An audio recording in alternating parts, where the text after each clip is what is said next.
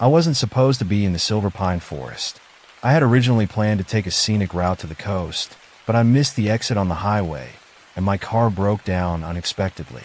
My GPS led me to a narrow, winding road I had never seen before. The towering trees scattered above me like ancient guardians, blocking out the remaining sunlight. There were no cars in sight, and my phone had lost signal long ago as I drove deeper into the woods. I passed a faded sign, barely readable through the thick brush, that said, "Welcome to the Silver Pine Forest." The letters were chipped, and the wood was cracked with age, but it was enough to catch my attention. I had never heard of the Silver Pine Forest, but it seemed like the only place I could rely on in this desolate area. I might be able to ask for directions, or at least find a gas station. I took the next turn and headed towards Silvertown. The trees started to feel odd from the very first moment. The main street was completely empty, even though it was late afternoon. The buildings looked as if they hadn't been touched in years. The windows were covered in dust, and the doors hung crookedly on their hinges as though they were about to fall off. There was an overwhelming sense of abandonment in the air. A dense fog wrapped around the empty streets, seeping between the buildings like thick smoke. I stopped at a small gas station on the edge of town. It had old-fashioned pumps and a sign that read "Open." I got out of the car and walked into the eerie silence. I noticed an old man sitting behind the counter inside. He was likely in his 70s and didn't move at all. When I approached the door, a sharp bell rang above it, and when I entered, the man didn't lift his eyes. His gaze was fixed on something in the distance, as though he didn't notice me at all. I tried to sound calm as I said, "Sorry, I took a wrong turn. Could you point me to the highway?" He didn't answer, then slowly turned his eyes toward me. His gaze was cloudy, as though he was staring through me rather than at me. His voice was rough and deep when he finally spoke. "You shouldn't be here." I responded nervously. "I'm just lost. I just need to get back to the highway." He whispered, with a strange tone, "No one leaves the Silver Pine Forest." I felt an odd sensation in my chest when he said that. It seemed as though he was speaking about something bigger than just my being lost. He muttered louder than a whisper, staring at the fog accumulating outside. They return when the fog rolls in. Those who stayed too long. A wrong feeling flashed in my mind. It was as if the town itself was hiding something behind the fog. I said, as I moved toward the door, "I'm just passing through. I'll leave now." The man didn't respond. He continued to stare at the fog outside. I quickly left the gas station and ran to my car, but when I tried to start the engine, the car suddenly stopped. I tried again, but it wouldn't start. I muttered to myself, "Impossible," and started to feel panic rising. I checked my phone again, but there was still no signal.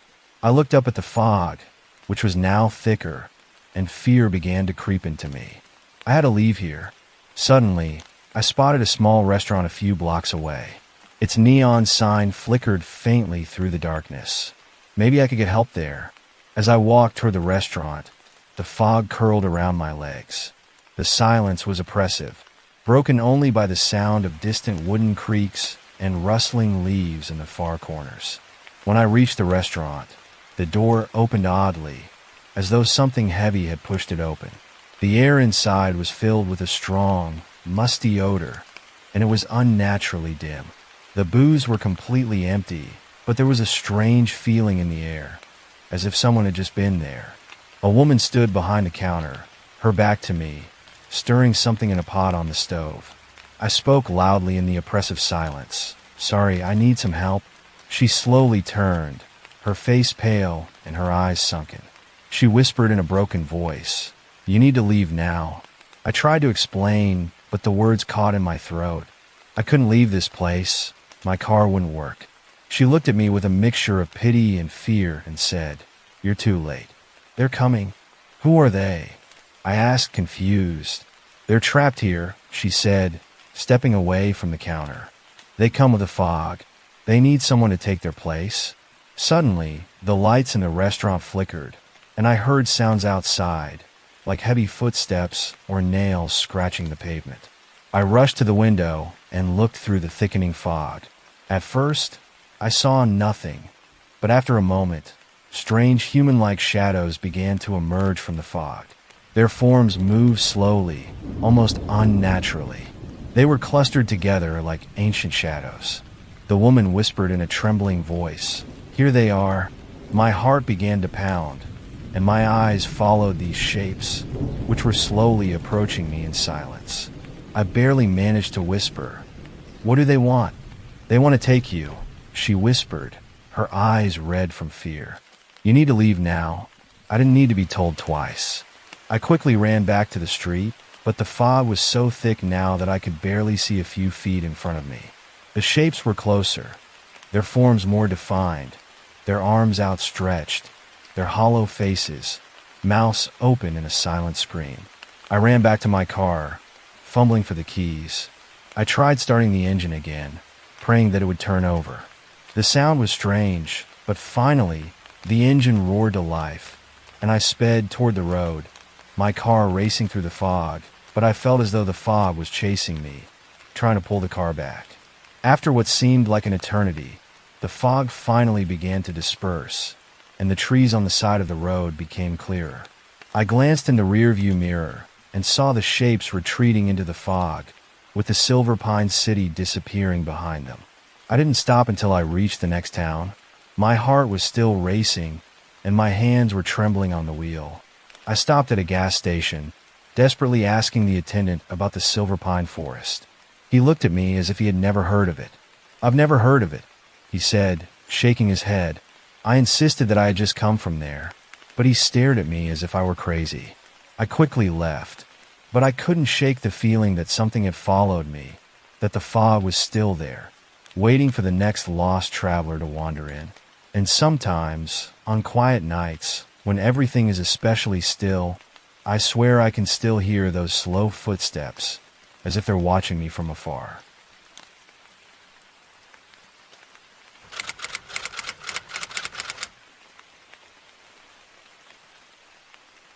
I hadn't intended to drive through Ashwood Hollow. My trip was supposed to be short and quick, just to visit my cousin in the neighboring town. As I followed the directions I was given, I veered off the main road without realizing it, taking narrow and winding back roads. Suddenly, I found myself in the middle of a small town that seemed as though it had been forgotten by time. As the sun began to set, the shadows grew deeper, casting eerie moods on the old, crumbling buildings. The main street was completely deserted, except for a few neglected cars parked here and there, rusting away. The air was unnaturally cold, even though the evening was in the midst of a mild fall. I needed gas. I stopped at a gas station that looked like it hadn't been used in decades.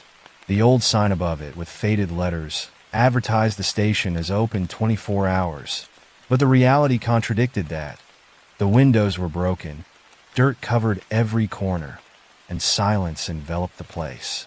I got out of my truck, hoping to find someone who could help me.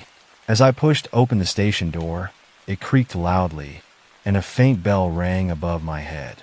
The inside was dark and gloomy, covered in dust and spider webs.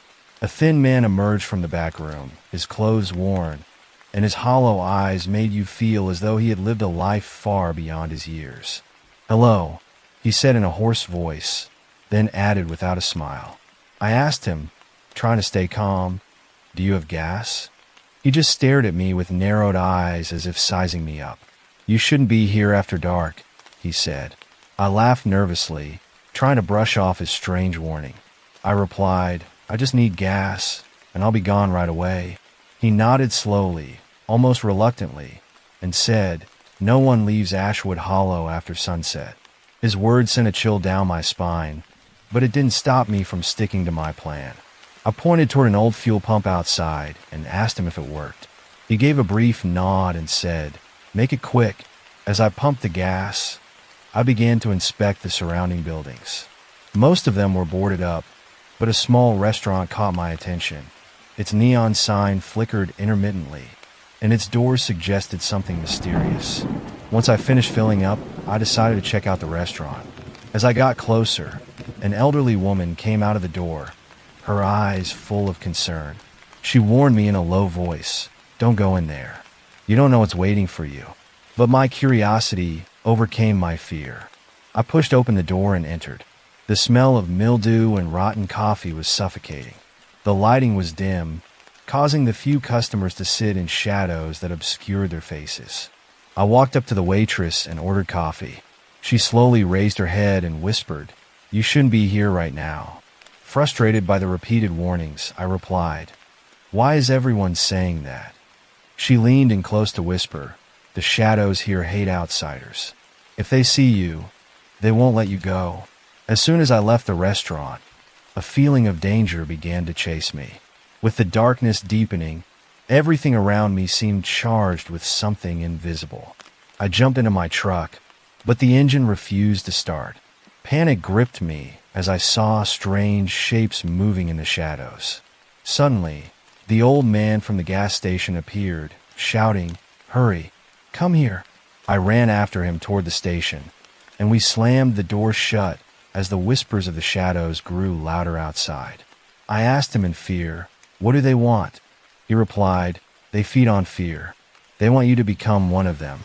As the hours passed, the voices grew louder, and I felt like my mind was losing control. Finally, the shadows broke through the door, but they stopped at the beam of light I shone on them with an old flashlight. They recoiled, screaming, giving me a chance to escape.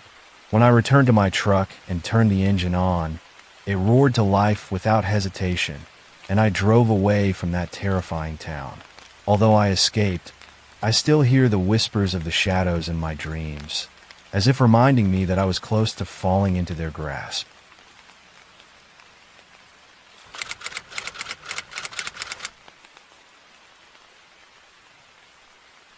On a bright autumn morning, Michael received a call from his close friend Henry, who had always been a lover of nature and adventures.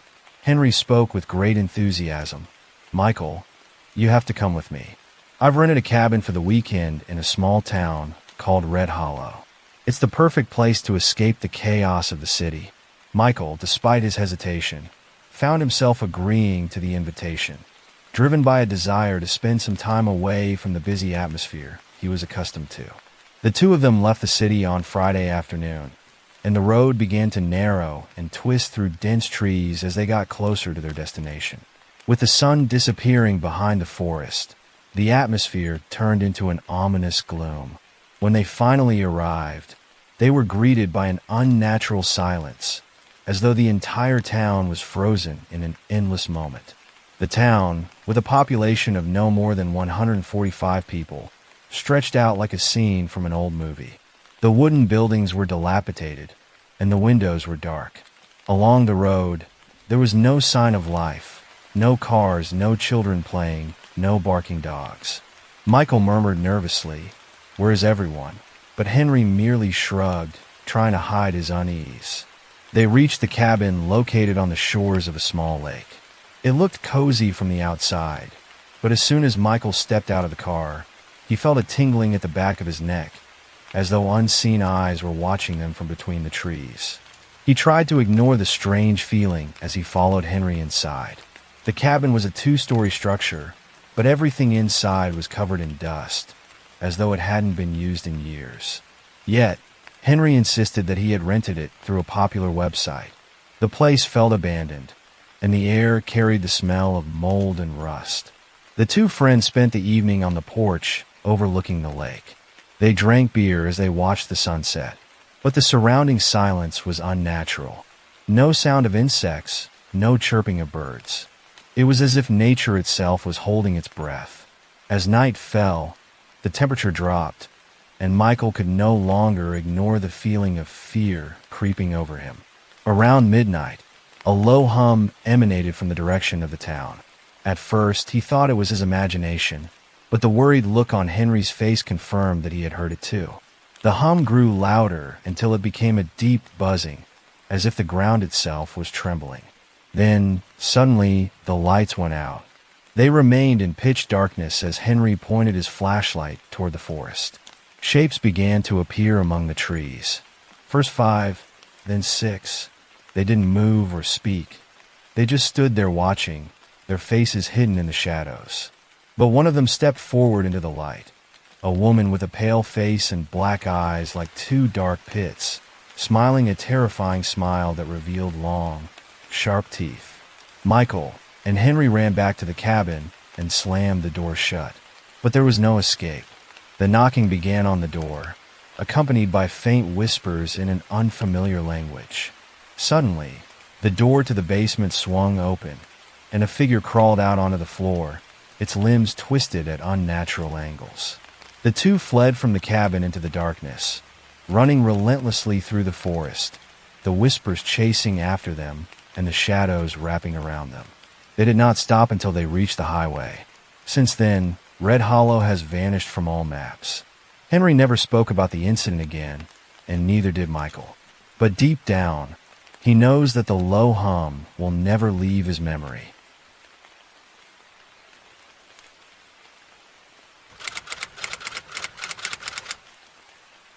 I wasn't supposed to end up in Raywood. It was one of those small, forgotten towns on the edge of nowhere, the kind no one ever talks about, not even those who live near it. My journey was supposed to take me through the winding roads of the Swiss Alps, where mountain roads lined with breathtaking views of nature awaited. But I took the wrong turn, leading me deep into the mountains, farther away from civilization than ever before.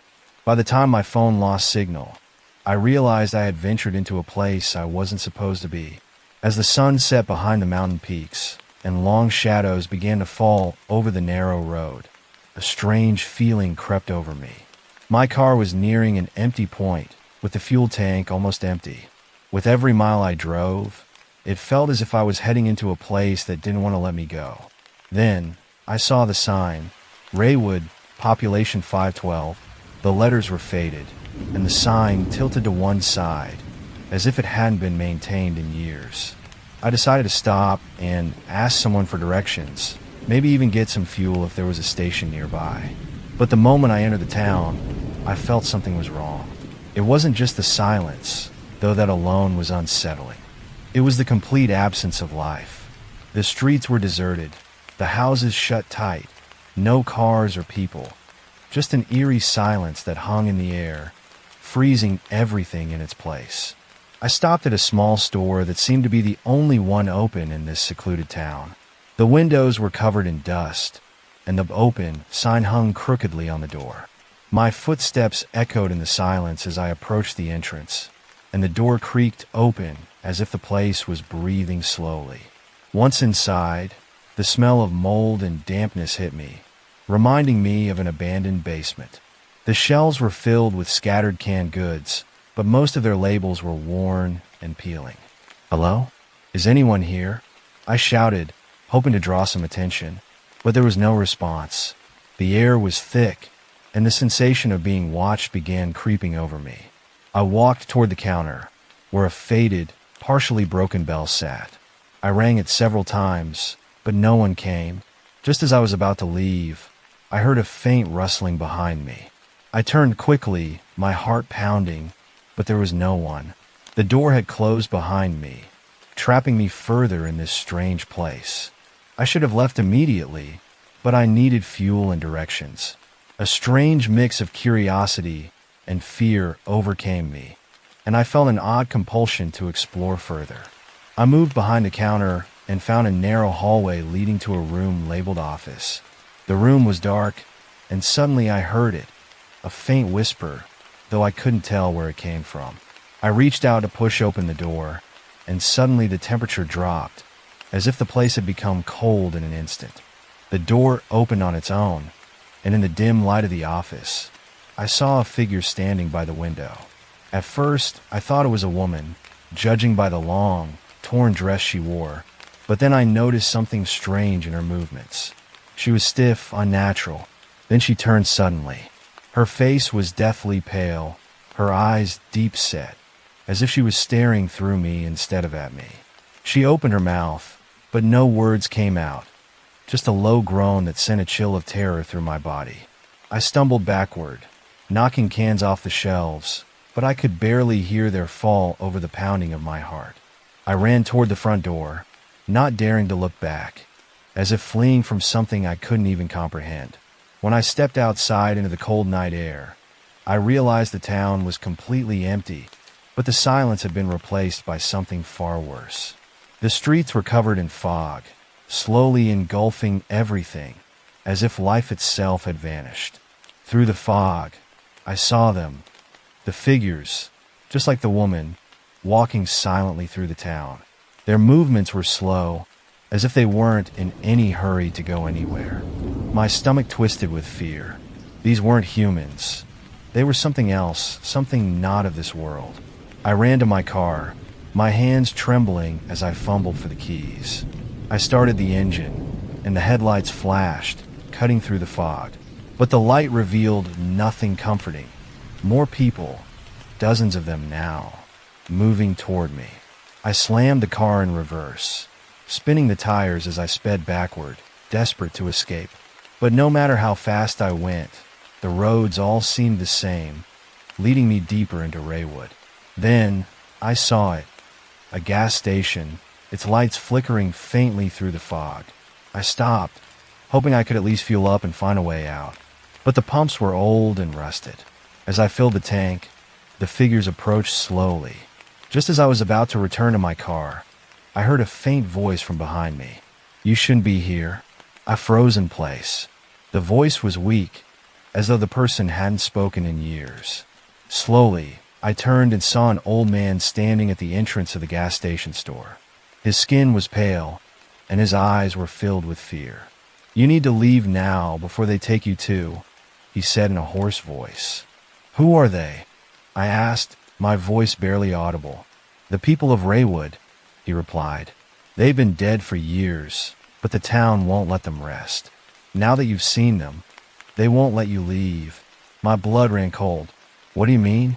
I have to leave now." He shook his head, his eyes filled with deep, desperate sadness. "Once you're in Raywood, you belong to it. The town doesn't let anyone go." I didn't wait for more. I jumped into my car and sped down the road, leaving the fog of the town behind. But no matter where I went, the road always led me back to Raywood.